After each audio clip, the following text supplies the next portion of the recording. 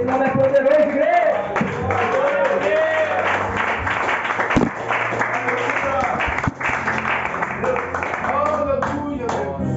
Meus queridos e amados irmãos, a palavra de Deus, ela é poderosa.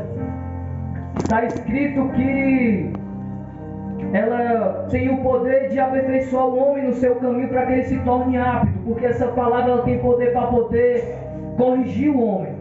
Essa palavra também tem poder para exortar o homem, tem poder para repreender e educá-lo na justiça, a fim de que um dia ele esteja apto para poder praticar toda boa obra. A palavra de Deus já está sendo pregada e quem é espiritual já está entendendo o que Deus vai falar com a gente.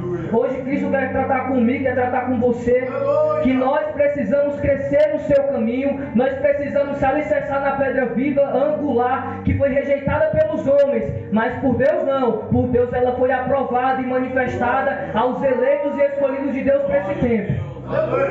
Glória a Deus, meus irmãos. Olha, Pedro, ele hoje, pela palavra, movido pelo Espírito Santo naquele tempo, ele traz hoje um ensinamento de um processo na qual ele mesmo passou. Porque quando nós falamos de Pedro, nós não lembramos somente daquele homem cheio do Espírito Santo que elevou a sua voz quando o Espírito Santo desceu em Pentecostes e falou: varão galileus. O que vocês estão vendo hoje aqui é o cumprimento do que aconteceu na palavra de Deus, dizendo que os filhos dos homens iriam ser batizados com o Espírito Santo, iriam falar novas línguas. Lá em Joel, no capítulo 2, está escrito isso. Eles não estão bêbados não, porque ainda é hora nona. Eles não estão bêbados. Pedro falou com tanta eloquência que todos ficaram admirados, falando: porventura esse não é Galileu? Porventura esse não é aquele Pedro ignorante? Opa, eu já consegui entender que quando nós falamos de Pedro, muitos olharam para ele e não lembraram só do Pedro espiritual que ele se tornou. Muitos olhavam para Pedro e viam um homem bruto, um homem que andou 3 anos e alguns meses ao lado de Jesus com a sua espada embanhada, passando mesmo por um processo que eu e você estamos passando hoje.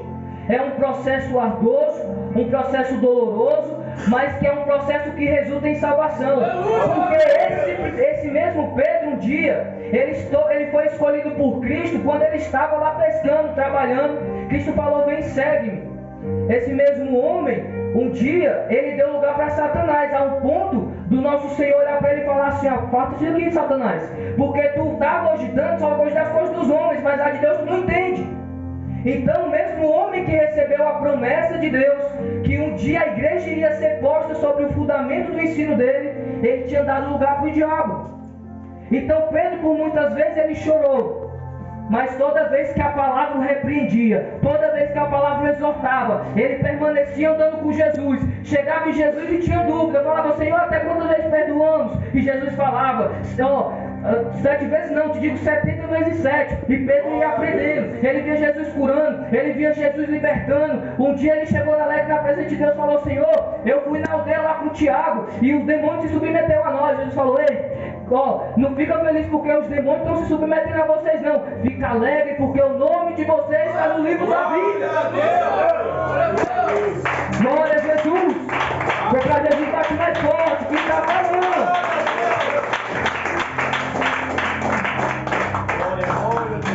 Então Pedro, ele passou por esse processo de aprendizado diante do Senhor, e ele pôde olhar para Jesus e contemplar uma perfeição muito grande. Mas hoje o que Cristo pede para que nós venhamos imitar Pedro na falha é o choro que ele chorou quando negou Jesus. É ser crentes verdadeiros que quando erra, chora, se arrepende e muda a conduta. Aleluia. Porque você está no processo todos os dias de mudança. Glória a Deus. Vai chegar um dia que você vai se encontrar na estatura de varão perfeito. Meu Deus. Esse é o objetivo de Cristo para a nossa vida. Então a gente não pode se enganar com as acusações do diabo. Porque o diabo ele se levanta para cair todos os dias e está ao nosso derredor, sabe para quê? Ele está ao derredor para poder nos acusar. Você quer servir a Cristo desse jeito aí? Não obedecendo, cheio de maldade no coração. Seu olhar ainda não consegue vencer o olhar, a maldade. Mas esse mesmo Pedro que um dia não estava vencendo essas coisas, quando ele se tornou cheio do Espírito Santo, ele escreveu assim, ó, resistir ao diabo. Resistir a ele, porque ele vai fugir de vós. Porque a Bíblia diz assim, ó, que se vocês têm cometido algum pecado, sabei, pois, que vocês têm um santo advogado justo, Cristo, o que chamou para essa obra. Meus queridos e amados irmãos, a palavra de Deus ela vai nos apresentar 4 processos que ele é muito difícil. O primeiro é se aperfeiçoar na presença de Deus. Porque a presença de Deus, por ser uma presença santa, soberana, ela é necessário que nós venhamos se tornar homens instruídos para poder estar nela. E a primeira coisa que Cristo quer pôr no nosso coração é o temor do seu nome. Hoje nós estamos vendo nas igrejas uma falta de temor muito grande.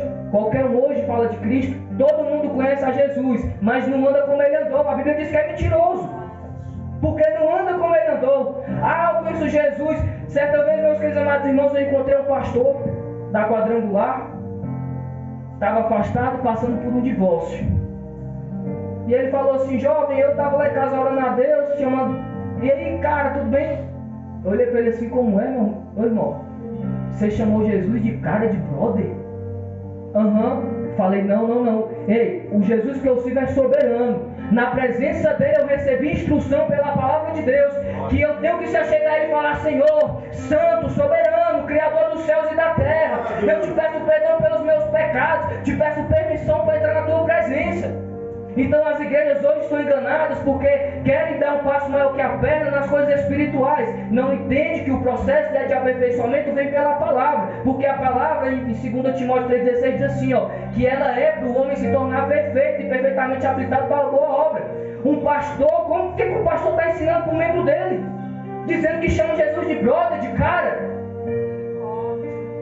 Jesus não é compadre nosso não, meus irmãos, é necessário ter temor, porque quando a gente tem temor, acontece uma promessa da palavra, uma não, várias. A Bíblia diz que o homem que tem temor de Deus, ele recebe sabedoria. O homem que tem temor de Deus, os seus dias são abreviados sobre a terra. O homem que tem temor de Deus, ele consegue vencer o maligno, porque ele entende o que é a santidade na casa de Deus.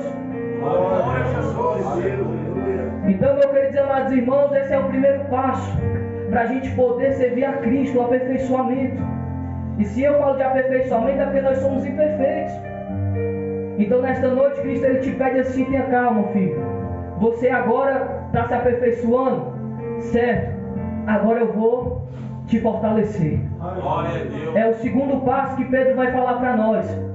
Então quando eu abro a Bíblia lá em capítulo 5, a partir do versículo 10, diz assim, ora, o Deus de toda graça, que em Cristo o chamou à eterna glória, depois de terem sofrido vocês um pouco, porque vocês têm que sofrer, Ele mesmo que irá aperfeiçoar e firmar.